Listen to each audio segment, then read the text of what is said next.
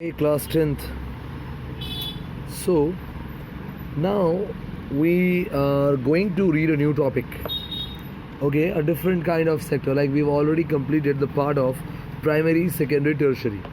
Okay, means the sectors of Indian economy are divided into or classified into three kinds or three types, three sectors on the basis of nature of work. Okay, on the basis of nature of work. Now we are going to read on the basis of working conditions. Okay, on the basis of working conditions. Clear? Done. So on the basis of working conditions, it is divided into two kinds, that is organized sector and one second. Okay. Unorganized sector. Clear? Divided into two types, there is organized sector and unorganized sector. First thing, what do you mean by the word organized? Organized means properly set. Unorganized means not properly set. I have organized this function, okay, in a proper way, means I have done it in a proper way. So this organized sector is a sector where the activities run by some formal rules and regulations. Okay, formal rules and regulations means कुछ set of rules है कि ये इस तरह ही करना है, वो उस तरह ही करना है. क्लियर? लाइक गवर्नमेंट ऑफिस का एग्जांपल लेते हैं. एक गवर्नमेंट ऑफिस का एग्जांपल लेते हैं. एक ऐसा करते हैं हम लोग, SBI ले लेते हैं, non government. Okay, it's a private one. Okay, so SBI को ले लेते हैं example, state bank of India. तो यहाँ पे क्या है, वहाँ पे कुछ फॉर्मल रूल्स है. 10 बजे बैंक खुलेगा, 4 बजे बंद हो जाएगा. तो एम्प्लॉयज़ के उसको 10 मिनट पहले से आना है, इतना घंटा काम करना है, इतना घंटा लंच आवर है, इतने बजे घर जाना है. ये कन्फर्म है, ये रूल्स सेट है. जो भी आएगा वो लाइन में खड़ा होगा, ये वाला काम इस काउंटर में होगा, वो वाला काम उस काउंटर. रूल्स रेगुलेशंस पूरा सेट है. अनऑर्गेनाइज्ड में ऐसा रूल्स रेगुलेशंस कुछ भी नहीं होता. लाइक अ शॉप, एक दुकान. तुम्हारा मन किया 6 बजे खोले, तुम्हारा मन किया कल 9 बजे खोले, तुम्हारा परसों मन किया नहीं खोले, जा. क्लियर? मन किया तुम मेरे को वो सामान 10 में बेचे, किसी और को 20 में बेचे, किसी और को 5 में बेचे. डन. वहाँ पे सैलरी जो है, आज कमाई ज़्यादा है, आज कमाई कम है, सैलरी तुम दे रहे हो नौकर को, वो भी कन्फर्म, कुछ सेट नहीं है. No, nothing is fixed. No formal process and procedure, no formal rules and regulations. Clear? Second point, organise sector में जॉब जो है वो सिक्योर्ड है. Job is secured, clear and regular. Unorganise में जॉब सिक्योर नहीं है. SBI में तुम काम किए, जब तक तुम कोई अनवांटेड हार्म नहीं करते बैंक को, लाइक तुमने गफला के बात आता है, फ्रॉड, तुम जब तक सही हो, तुम्हारा काम सही है, no one can take you out of your job. Clear? Suppose you are a government teacher, अगर तुम स्कूल जाते हो, बच्चों को पढ़ाते हो, तो done, your job is secured. ठीक है? यहाँ पे सिक्योरिटी का मतलब तुम्हारे काम पे डिपेंड करता है. If you are good in work, तुम्हें कोई नहीं निकालेगा. लेकिन अनऑर्गेनाइज में दुकान का नौकर आएगा, एग्जाम्पल. क्लियर? यहाँ पे तुम नॉर्मली गवर्नमेंट जॉब्स ले लो, या SBI का बात किया वो ले लो, कोई बैंक ले लो, ठीक. यहाँ पे तुम दुकान का एक सर्वेंट को ले लो. यहाँ पे क्या होगा, अनऑर्गेनाइज में कुछ महीना ऑफ सीज़न चला. ऑफ सीज़न मीन्स व्यापार नहीं होना. सपोज तुम रेनकोट के व्यापारी हो, you sell raincoat and umbrella. बारिश ख़त्म हो गया, बारिश का समय तुमने 3 नौकर रख लिए, बारिश का 4 महीना है, क्योंकि व्यापार बहुत बढ़ गया, तो तुम्हें हेल्प के लिए सर्वेंट चाहिए था. You hired 3 servants. बारिश ख़त्म, सर्दी आ गया, तुम तो रेनकोट और अम्ब्रेला नहीं बेच सकते. अगर तुम तीन को रखते हो, तुम्हें सैलरी नहीं दे पाओगे. तुमने 2 को बाहर निकाल दिया. बस यहाँ पे जॉब सिक्योरिटी है क्या? नहीं. तुम्हारा मन लगा, बाहर निकाल दिया. तुम्हें मन किया, रख लिए. कोई सिक्योरिटी नहीं है. और जॉब्स नॉन रेगुलर है. Clear? Non regular. Okay. Organised में एक और चीज़, okay, that is your monthly salary. यहाँ मिलेगा रेगुलर. क्लियर? समझ में आ रहा है? यहाँ मिलेगा रेगुलर सैलरी, यहाँ नहीं मिलेगा रेगुलर सैलरी. क्लियर? यहाँ नहीं मिलेगा रेगुलर सैलरी. समझ में आया कि इस महीना सीज़न अच्छा है, ऑन टाइम मालिक ने पैसे दे दिए. सीज़न अच्छा नहीं है, 2 महीने में एक बार दे रहा है, 3 महीने में एक बार दे रहा है, ऐसा इशू है. क्लियर? थर्ड पॉइंट जाएंगे. यहाँ वर्किंग आवर्स फिक्स्ड है. 8 घंटा काम करना, 8 घंटा काम करेंगे. गवर्नमेंट टीचर स्कूल 6 घंटे का 6 घंटा काम करेंगे, 7 घंटे का 7 घंटा काम करेंगे. But the servant in the unorganise sector has no time limit to work. In the on season, जब सीज़न व्यापार ज़्यादा हो, you have to come in the morning 6, go at night 9. Off season सुबह 8 बजे आओ, शाम को 6 बजे चले जाओ. वर्किंग आवर्स फिक्स नहीं है यहाँ पे. समझ में आया? नो वर्किंग, सबका उल्टा है. यहाँ पे ओवर टाइम का भी सैलरी मिलता है. ओवर टाइम करोगे सैलरी मिलेगा, बैंक्स में मिलता है. ओके. अगर तो टीचर, जो गवर्नमेंट टीचर हैं, वो लोग अगर एक्स्ट्रा जाते हैं, इलेक्शन ड्यूटी, एक्स्ट्रा काम करेंगे कुछ एक, तो उनको एक्स्ट्रा सैलरी आता है. इधर कोई सैलरी नहीं आता. क्लियर? एक्स्ट्रा कुछ नहीं. तुमको एक्स्ट्रा आज मालिक 3 घंटा काम करा दिया, कोई पूछेगा भी नहीं. समझ में आया? ये लोगों को रेगुलर हॉलीडेज़ मिलता है. हॉलीडेज़, गवर्नमेंट हॉलीडेज़ रहता है ना, संडे स्कूल छुट्टी, ऑफिस छुट्टी, गवर्नमेंट हॉलीडे छुट्टी. इनका नो छुट्टी बेटा, 30 डेज़ वर्क, पूरा काम है. संडे तो एक्स्ट्रा काम करना पड़ जाएगा यहाँ पे. समझ में आया? क्लियर? ओके. नेक्स्ट, इनके काम के दौरान ब्रेक मिलता है. They have a break, 1 hour break, 2 hours break मिलता है इन लोगों को. इनको नहीं मिलता. लंच करना है 15 मिनट, खा और चल काम कर. Clear? Getting my point? Organised unorganised का पूरा समझ में आ रहा है? Getting my things? Okay. Working conditions favourable होगा. ओके.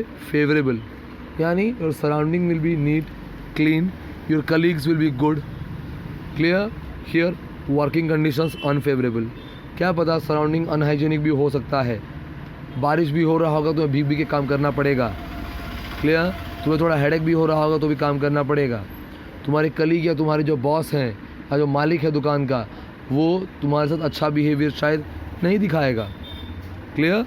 वर्किंग कंडीशंस यहाँ पे अच्छा नहीं होता. It is unfavourable. क्लियर?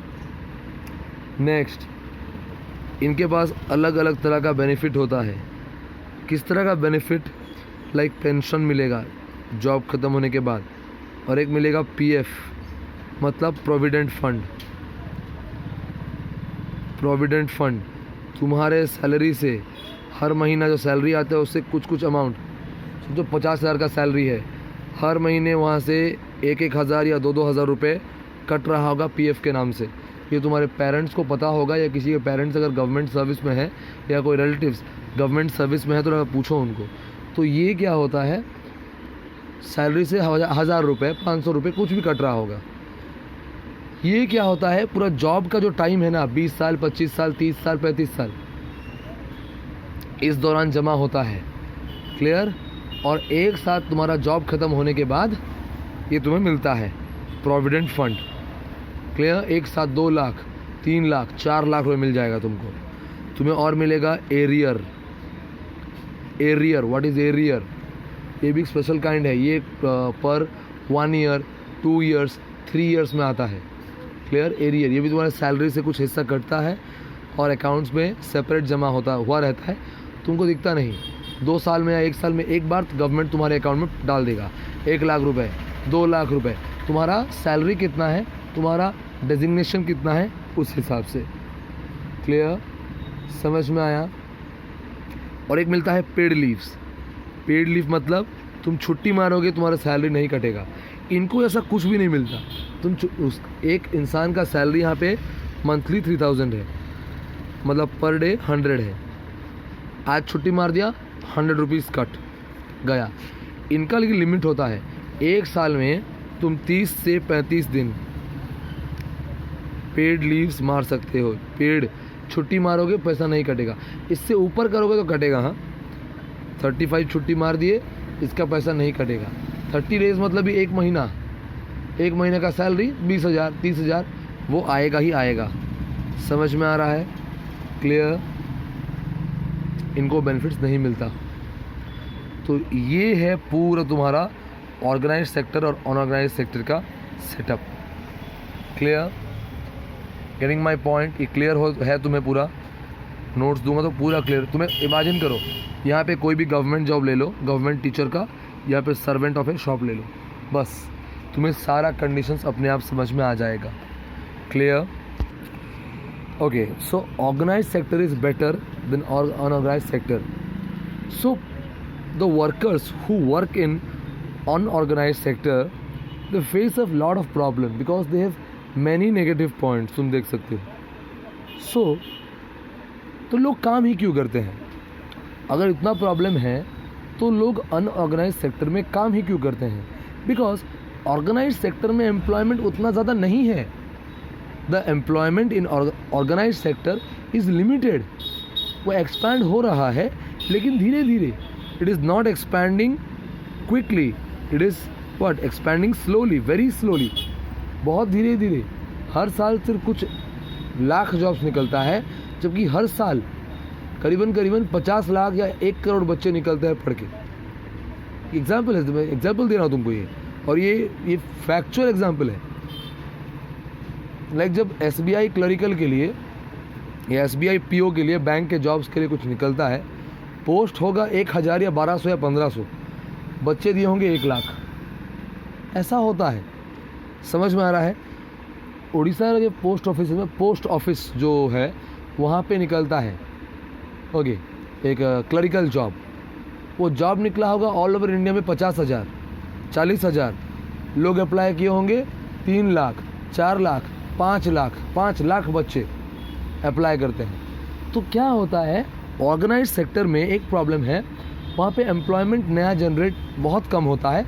होता भी है तो वो स्लो होता है, it's very very slow. Okay, that is the main problem. और एक चीज़, lack of skill. Many people here in our country they lack skill. उनको प्रॉपर एजुकेशन नहीं है, उनके पास प्रॉपर ट्रेनिंग नहीं है। लाइक जो बोल रहा हूँ क्लरिकल जॉब्स में, वहाँ पे कंप्यूटर नॉलेज होना बहुत ज़रूरी है। और आजकल सारा का सारा एग्ज़ाम्स जो क्लरिकल का हो रहा है, बैंकिंग का हो रहा है, ऑनलाइन कर दिया है। तो जिसको थ्योरी में बहुत अच्छा आइडिया है लेकिन वो कंप्यूटर ट्रेन नहीं है, ऐसा इंसान कैसे क्रैक करेगा? How will he use the computer to what crack the examination?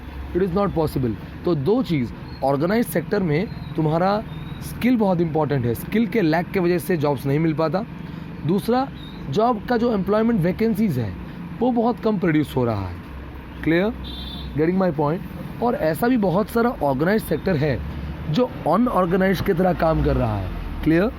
Like a private school in small town, what happens in such a organisation? School है छोटा सा एक शहर में, जूनागढ़ में ले लो तुम लोग, तो वहाँ पे क्या हो रहा है, प्रॉपर टाइम में सैलरी नहीं दे रहे, उनको पेंशन नहीं मिलता। स्कूल क्या है, एक ऑर्गेनाइज सेक्टर होना चाहिए। बड़े बड़े स्कूल्स हैं, working condition favourable, working hour fix, over time करेंगे पैसा देंगे। सब तो नहीं मिलेगा, गवर्नमेंट से सब फ़ायदा नहीं मिलेगा, पेंशन नहीं मिलता, ठीक है, लेकिन कुछ पेड लीव्स होता है उनका भी। क्लियर? लाइक यहाँ पे कुछ हैं विकास वाले हैं, वो समझ पा रहे होंगे। नवोदय वाले जो टीचर हैं, जो तुम्हारे स्टूडेंट है, वो प्रॉपर जानते होंगे इसके बारे में। ODM है तुम्हारे पास, OAV है। तुम जो स्कूल में पढ़ते हो वो स्कूल्स बढ़िया है। अगर JES का बच्चा हो गया, LNC का बच्चा हो गया, लॉकडाउन चल रहा है, उनको सैलरी नहीं मिल रहा, JES के टीचर हो गए, LNC के टीचर हो गए, लॉकडाउन चल रहा है, उनको सैलरी नहीं मिल रहा, वो इशू है। तो ये ऑर्गेनाइज सेक्टर नहीं है। क्लियर? लेकिन ODM के टीचर को सैलरी मिल रहा है, JNV का मिल रहा है, OAV का मिल रहा है, ये ऑर्गेनाइज्ड है। तो कुछ कुछ ऐसा ऑर्गेनाइज सेक्टर है, छोटा मोटा ऑफिसेस, जहाँ पे कि काम अनऑर्गेनाइज होता है। वहाँ पे लेबर्स के जो वर्कर, जो एम्प्लॉयज़ हैं, उनका जॉब प्रोटेक्शन नहीं है। थोड़ा काम ख़राब किए, टारगेट दिए थे, फिल नहीं कर पाए, जॉब से निकाल देंगे। Clear? That is the problem. Clear? So only the amount of employment provided is not important, the quality of employment is very important. The worker needs to be protected in financial state, mental state and social state. Clear? जो भी employ है, कहीं भी काम कर रहा है, उसको फिनेंशियल, मेंटल और सोशल प्रोटेक्शन मिलना चाहिए, सपोर्ट मिलना चाहिए। पैसा दे रहे हो लेकिन हर दिन बेइज्जती कर रहे हो तुम उसका ऑफिस में, क्या फ़ायदा? वो काम कर पाएगा? वो प्रोडक्टिविटी नहीं दिखाएगा। तो ऑर्गेनाइज सेक्टर हो या अनऑर्गेनाइज, मेनली देखेंगे तो अनऑर्गेनाइज सेक्टर में ये इशू ज़्यादा होता है ऑर्गेनाइज के कंपैरिजन में। अनऑर्गेनाइज सेक्टर में लेबर का प्रोटेक्शन बिल्कुल नहीं होता, उनको सपोर्ट नहीं मिलता। They are only meant for working, उन्हें बस काम कराया जाता है, उनका प्रोडक्टिविटी चेक नहीं होता। क्लियर? उनको मोरल सपोर्ट नहीं मिलता। क्लियर? लाइक अगर तुम अर्बन एरिया जाओगे तो ऐसे कौन कौन से ऐसे सेक्टर या कौन कौन से ऐसे वर्कर हैं जिनको मतलब प्रोटेक्शन चाहिए लेकिन नहीं मिल रहा। क्लियर? लाइक हम जाएंगे रूरल एरियाज़ में, जो लैंडलेस लेबर है, जो एग्रीकल्चरल लेबर है, जो स्मॉल फार्मर है। क्लियर? जो शेयर क्रॉपर है। शेयर क्रॉपर कौन? सपोज़ मैं अपना एग्रीकल्चरल लैंड खुद नहीं कर रहा, किसी को दे दिया हूँ, ठीक है, वो किसी और को दे दिया हूँ, वो वहाँ से काम कर रहा है और जितना प्रोडक्शन हो रहा है मुझे दिया 50%, वो रखा 50%। उसको मिला ना मेरे लैंड से 50% का शेयर। अभी जो प्रोडक्शन मेरा लैंड से हुआ वो 50% का शेयर वो लिया है ना। This is called as share cropper. Clear? Okay. जो other artisans like goldsmith, a cobbler, then artisans, weaver, carpenter, mechanics, ये लोग को प्रोटेक्शन चाहिए। इनका वर्क रेगुलर नहीं है, इनका सैलरी रेगुलर नहीं है, वही इशू है। क्लियर? समझ में आया? दूसरा चीज़, अगर अर्बन एरिया में जाएंगे वहाँ कैसे कैसे लोग रिस्क में हैं, किनको प्रोटेक्शन चाहिए। ठीक है? ये मैं सब अनऑर्गेनाइज बोल रहा हूँ। हाँ, ऑर्गेनाइज में तो प्रोटेक्शन मिलता है, कभी कभी ऐसा इशू होता है कुछ कुछ जगह नहीं मिल पाता। क्लियर? लेकिन अनऑर्गेनाइज में बहुत इश्यूज़ हैं, बहुत ज़्यादा। लाइक बता रहा हूँ, जो कैजुअल वर्कर है, कूली, जो स्मॉल स्केल इंडस्ट्री में काम करता है, ठीक है, rag pickers, hawkers, street vendors, मतलब दुकान जो रास्ते पे छोटा मोटा दुकान लगाए हैं, ओके, तुम्हारे रैग पिकर, कचरा उठाने वाले, हॉकर मतलब फेरी वाले, इन लोगों का भी इशू है। उनको भी प्रोटेक्शन नहीं मिला, उनका भी जॉब सिक्योरिटी, को जॉब तो नहीं, उनका भी वर्क सिक्योरिटी नहीं है, सैलरी इनकम सिक्योरिटी नहीं है, सिक्योर्ड नहीं, रेगुलर नहीं है, वो इशू है। ऐसे वर्कर्स, ये जो अनऑर्गेनाइज सेक्टर के वर्कर्स हैं, they need protection financially, mentally and socially. क्योंकि देखो रूरल एरियाज़ में भी क्या होता है, SC STs, बैकवर्ड कास्ट, उनको भी इश्यूज़, उनको सोशल डिस्क्रिमिनेशन फेस करना पड़ता है, जिससे कि वो लोग अपना इनकम लेवल स्टेबलाइज नहीं कर पाते। उनको अलाउ नहीं करते वो लोग कि मार्केट में तुम बैठो। अगर वो मार्केट में बैठेंगे ही नहीं, वो सामान बेचेंगे कैसे? बेचेंगे ही नहीं तो इनकम क्या करेंगे? समझ में आ रहा है? क्लियर? सो तुम्हारा जो ऑर्गेनाइज और अनऑर्गेनाइज सेक्टर है, मैं तुमको एक्सप्लेन कर दिया, नोट्स तुम्हें मिल जाएगा थोड़ी देर बाद। Okay, go through the chapter line wise. Today we are going to meet in Zoom meeting और इस टॉपिक पर डिस्कस करेंगे हम लोग। Okay, have a good day everyone.